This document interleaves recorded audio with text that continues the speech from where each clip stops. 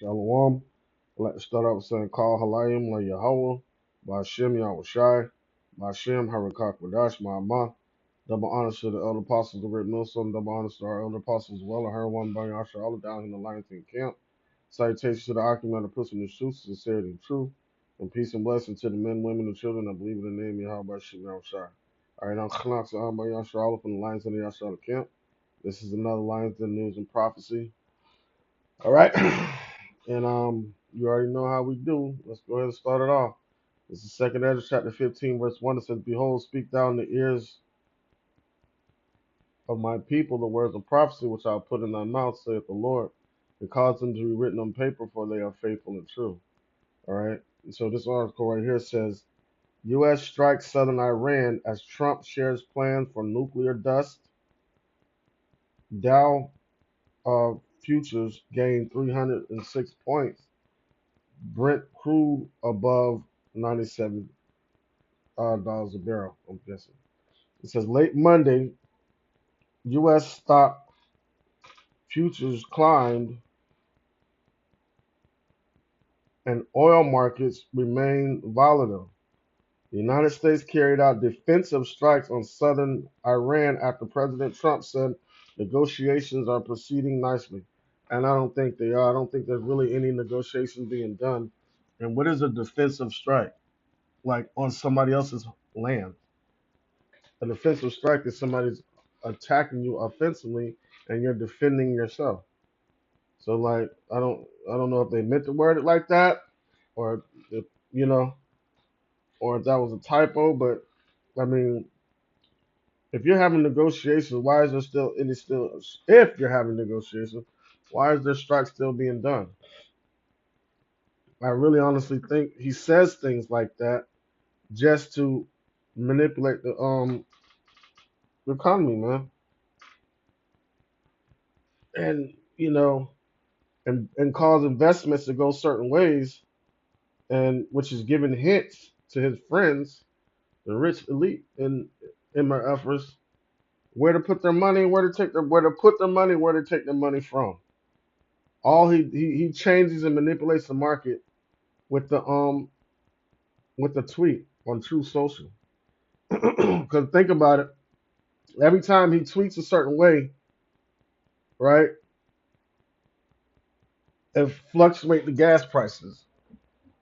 Like if he treats one thing like, oh, there's good negotiations going on, you'll see gas prices dropping low.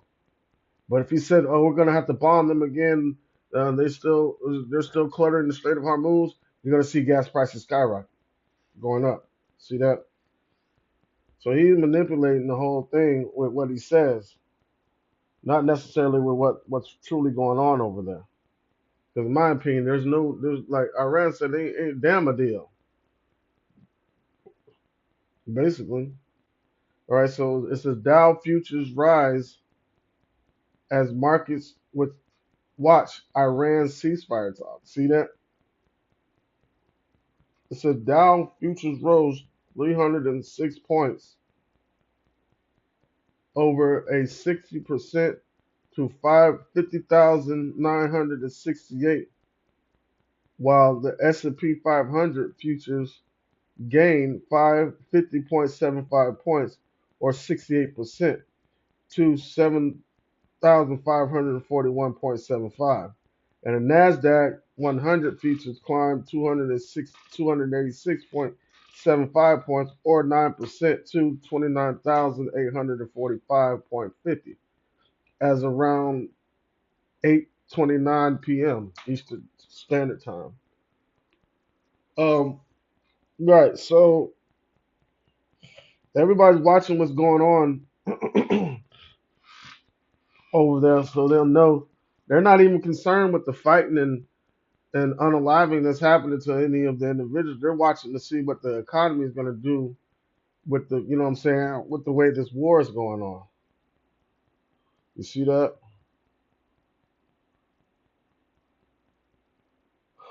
Um, so with that being said, it's all a money thing. And I just put this in the chat as like, is it possible that Trump is manipulating the war to get rich? It says it's possible for people. This is the answer that he gave. It says It's possible for people in or around government to financially benefit from war, but there's no verified evidence that Trump personally started or manipulated a war specifically to get rich. But one of the main campaign's uh, slogans or topics and strategies that he had that he's not going to have no long drawn out wars like the Democrats. But you see, this is what this is turning into, all right? It said, with that said, this is why the suspicion comes up. Hold on, put my glasses on. So wars often increase profits for defense contractors, oil and energy sectors, cybersecurity companies, and reconstruction firms. It also says politicians can have donors. Politicians can have donors, allies, or business associates connected to those industries. Historically, critics have accused leaders from both parties of benefiting politically or economically from military conflict. With Nero 47 specifically, critics point to relationships with wealthy donors, energy interests, and defense spending increases during his administration. Supporters argue he often campaigned on avoiding long wars, and citizens and criticized previous U.S. Interventions. All right, but it all depends on what the agenda is behind that war. I guess in his case. All right, so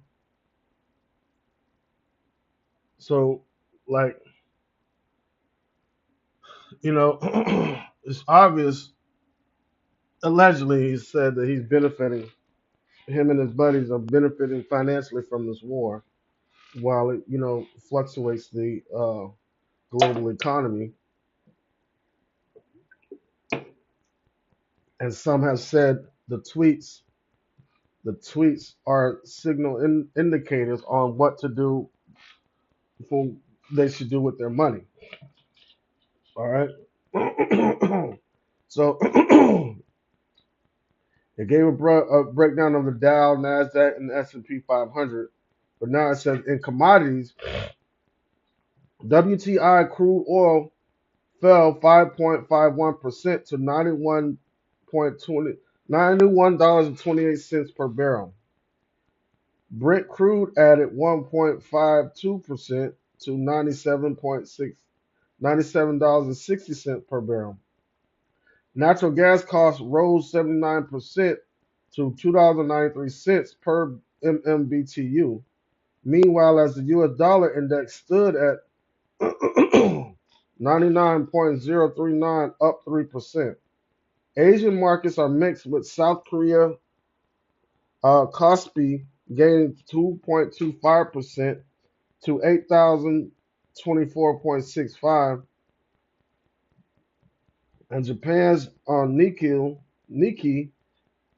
225 slipping 0.64% to 64,739 and 43.43. All right. So it's just, you see the global economy fluctuating. Everybody's paying attention to the moves that he's making over there, including China. You know, China recently, last week or so, had a meeting with Trump, and they were supposedly putting together a deal for China to manufacture a bunch of EV cars to be sold in the U.S. because they want to flood the EV market.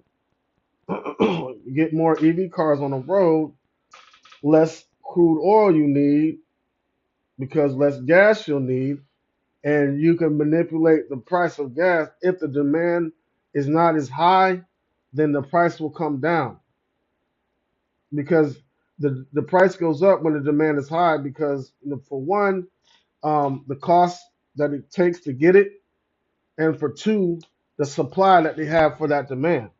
Now, if the count the cost that it takes to get the oil, all right, when that's increased, that can definitely increase the price at the pump, all right. But if there's a situation where slacking, something in my throat, like if there's a situation where even if the cost is increasing, right? If the cost is increasing, it doesn't make it doesn't even matter if the demand is not that high. If nobody's buying it, it don't matter how much they're still gonna try to lower the price to get it sold, especially if it was once a really hot commodity, right? So so you know so everybody's watching the moves that he's making, man. And let's get this. Let's get this. Let's get this because everything that man, everything this devil does, bro, it just all it does is just bring pressure. Right? It says Psalm 10 and 1. It says, "Why standest thou afar off, O Lord? Why hidest thy face, hidest thyself in times of trouble? The wicked in his pride doeth persecute the poor. Let them be taken in the devices they have imagined." So this, you know, all these things that they're putting forth, man, is going to be a witness against them, right? And as through his pride, he's persecuting the poor, which everybody's poor under the elite. I don't care who you are, right? It says, "For the wicked boasts of his heart's desire and blesses the covetous," right? Getting his buddies rich, all right? "Whom the Lord abhorreth." You see that? It says, "The wicked through the pride of his countenance will not seek after Yahweh. Yahweh is not in all his thoughts." Right, because the only thing that's in his mind, his thoughts are his agenda that he wants to push. See that? So that's all anything on his mind. Yahweh's not in all of his thoughts because what's in all of his thoughts? His money and his greed.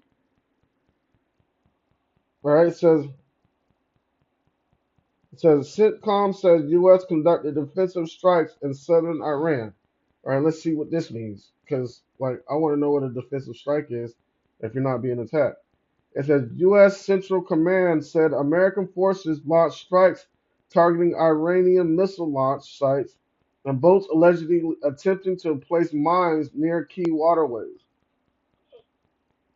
Navy Captain Tim Hawkins, a CENTCOM spokesperson, told The Hill that the strikes were carried out to defend U.S. troops against threats from Iranian forces. So, okay, they might have been putting stuff together to do certain things, but isn't America doing the same thing?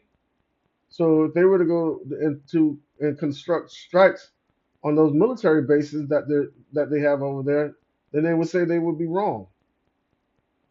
You see that? It says Hawkins added that the United States Central Command was conducting to protect U.S. forces while exercising restraint amid the ongoing ceasefire. Earlier in the day, Rutgers reported explosions in Bandar Abbas and nearby coastal areas close to the Strait of Hormuz, a critical global oil shipping route that handles roughly one-fifth of the world's petroleum supply. All right, so now, and the whole main thing is, America wants to stay over there as a heavy influence over in that region, and they want to stop any type of nuclear development of Iran. All right, it says the United States and Iran have maintained a fragile ceasefire since April 7, with only limited clashes reported in recent weeks. Yeah, but the death count went up to like 300 or 400 since that ceasefire.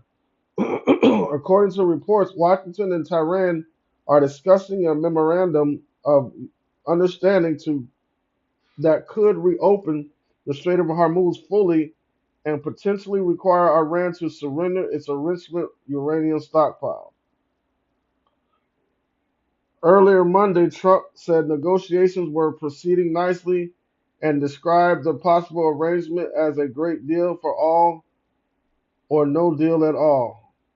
See that? It has to be, and both sides are saying the same thing. If it's not according to our terms, we don't give a fuck.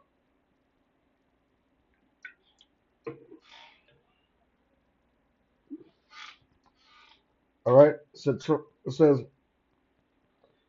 he later wrote on Truth Social that the enriched uranium will either be immediately turned over to the United States or to be brought home and destroyed, or preferably in conjunction in coordination with the Islamic Republic of Iran, destroyed in place or at another acceptable location. It says reports also suggest that negotiations stalled Monday over disagreement tied to the Iran's nuclear program and potential sanctions relief, while the other reports suggested while other reports suggested Tehran may agree to transfer its highly enriched uranium only if China provides guarantees, private guarantees of protection.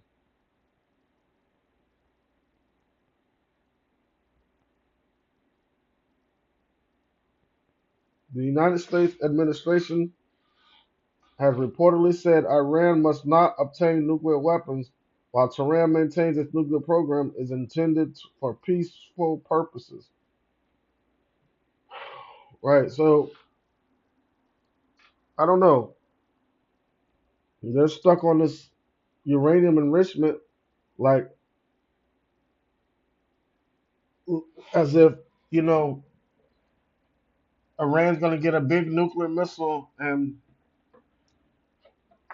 dump it on America, you know, or do the same things that the United States has been doing, but with greater force,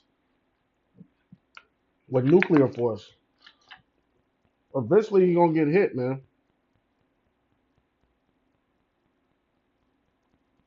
Eventually, they're gonna get hit. Like you can't stop the inevitable because it's all being brought forth by Yahweh Shem Shai. You know. So what happens next? This devil is not gonna stop. Like it says in Psalm 10 and 4, it says the wicked through his pride of his countenance will not seek after Yahweh. Yahweh is not in all of his thoughts. His ways, verse 5, his ways are always grievous. The judgments are far out of above his sight, out of his sight. As for his enemies, he puffeth at them. Like you ain't gonna do nothing but bend to our will, or we're gonna blow you up.